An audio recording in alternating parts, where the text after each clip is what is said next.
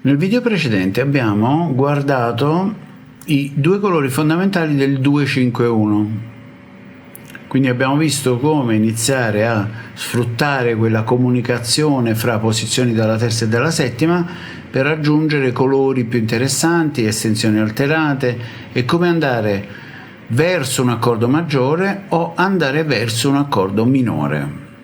Ora faremo la stessa cosa, però al posto del secondo grado in Do maggiore e Re minore metteremo il famoso accordo Sas, che è sostanzialmente un accordo di settima, di dominante, in cui la terza viene sospesa dalla quarta. Quindi Sol settima nona 13, che ormai conosciamo, lo prendiamo sospendendo l'arrivo della terza con la quarta, quindi al posto del Si, che è la terza di Sol, mettiamo Do, che è la quarta di Sol, che fa questo suono, sentite? Introduttivo, sospensivo. Ora, questo accordo lo mettiamo al posto di Re minore. Ora, chi si è visto bene i 2-5-1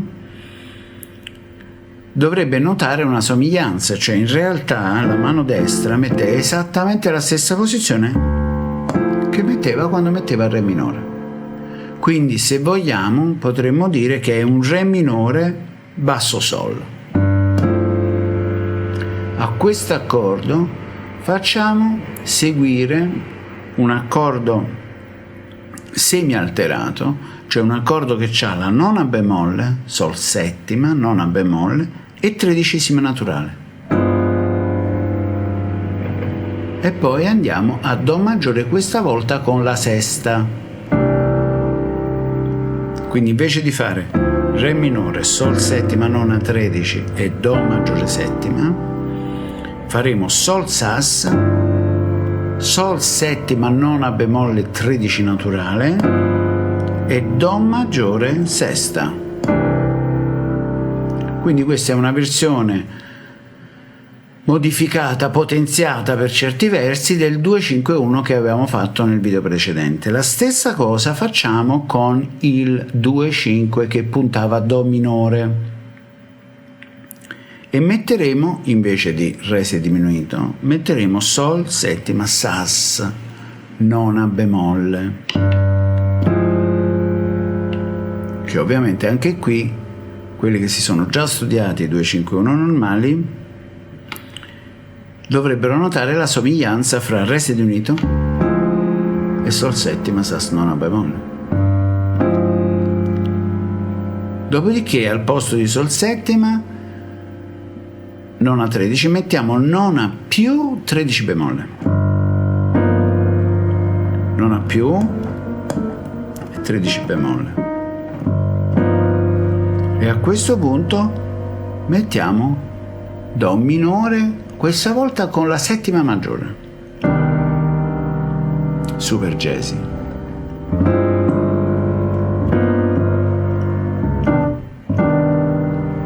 Ok? E quindi aggiungiamo questi due colori del 2-5 in questa versione Sas settima, quindi quinto Sas, quinto settima primo, e diventano 4 colori, che sono i 4 colori fondamentali con cui si possono eseguire queste cadenze, si chiamano, cioè queste progressioni che cadono poi su un accordo risolutivo. E vi assicuro che se visualizzate come sempre facendo i salti di tonica, cioè salto di tonica significa, come abbiamo detto 1.000.000 di volte, semplicemente variando lo spostamento della tonica di riferimento. Quindi che per esempio io posso studiare questi 2-5 che non sono 2-5 ma sono quinto quinto primo, e poi decidere di spostare, di studiarmelo un semitono sopra, quindi oppure studiarmelo un tono sopra, quindi da qua Re, Sol, Do, andare a Re.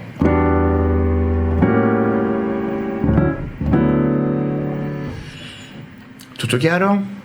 come sempre, ogni piccola cosa che scopriamo, che acquisiamo, va approfondita, va messa nelle mani, negli occhi, nell'orecchio.